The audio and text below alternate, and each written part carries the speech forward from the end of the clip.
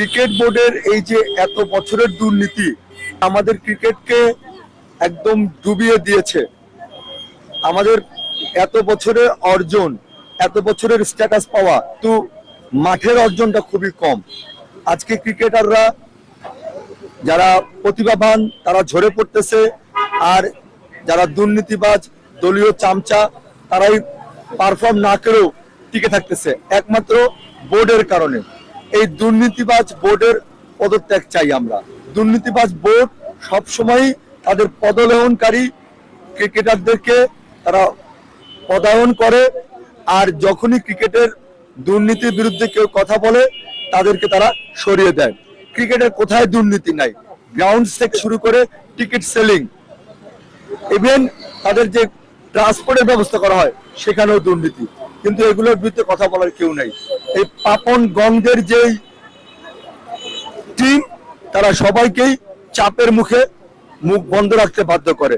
যদি কোনো ক্রিকেটার, যদি কোনো খেলোয়াড় কথা বলে তাকে দল থেকে ছিটকে দেওয়া হয়। যেমন পুরুষের ক্রিকেটে তেমন নারী ক্রিকেটে ক্রিকেটাররা সুযোগ সুবিধা পায় না, পায় কারা? বোর্ড মেম্বাররা। ক্রিকেটারদের টাকায় বোর্ড মেম্বাররা চলে, আর ক্রিকেটাররা ধুকে ধুকে মরে।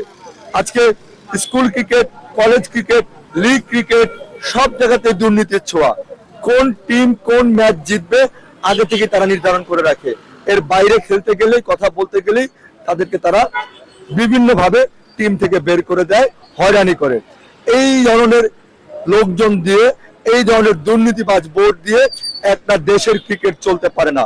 তাই আমরা চাই এই ধরনের দুর্নীতিবাজ সকল ধরনের সুবিধাভোগী, গত 20 বছর ধরে পদলেহনকারী এই ধরনের সব ক্রিকেট কর্মকর্তাদের পদত্যাগ, এবং ক্রিকেট খেলাটাকে অর্গানাইজার এবং খেলোয়াড় এদের স্থানটাকে নির্ধারণ করা। অর্গানাইজার যেভাবে মূল্যায়ন করতে পারবে, ম্যানেজমেন্ট করতে পারবে, খেলোয়াড় সেটা পারবে না। ভালো স্টুডেন্ট মানেই ভালো শিক্ষক না। অতএব অর্গানাইজারদেরকে মূল্যায়ন করতে হবে, অর্গানাইজার দিয়ে ক্রিকেট বোর্ডটাকে সাজাতে হবে, এবং খেলোয়াড়দের জন্য পর্যাপ্ত সুযোগ সুবিধা সৃষ্টি করতে হবে। আর এটা করার জন্য প্রথমেই প্রয়োজন এই দুর্নীতিবাজ, এই জালিম ক্রিকেট বোর্ডের পদত্যাগ। আমরা তাদের পদত্যাগ দাবি করছি।